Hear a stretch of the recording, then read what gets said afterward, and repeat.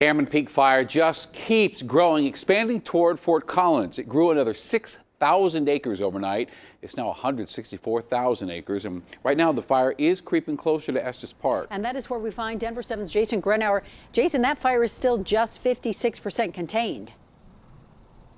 And if the growth in the smoke plume over the course of the last few hours this afternoon is any indication, this fire is likely continuing to grow. And that means that the worry continues to grow for people who live only about 7 miles down the road here in Estes Park, and for those who live even closer to the fire line.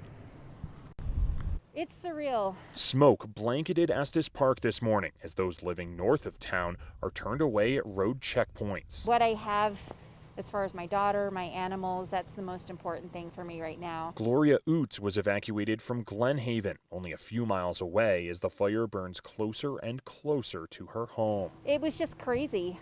I started getting a little nervous and started resigning myself to thinking, you know what, we're just going to lose everything at this point.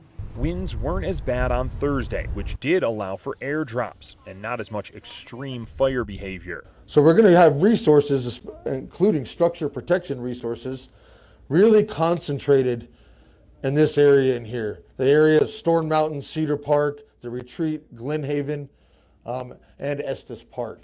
Fire officials said they have beefed up the number of crews in those areas to try to save homes, as power crews turned off more power to affected and evacuated areas, and even more sections of Rocky Mountain National Park were closed. It's close, you know, and as you can see, there's dry fuel everywhere. Photographer and Estes Park resident Brett Rios took these photos of the fire as it exploded in size yesterday.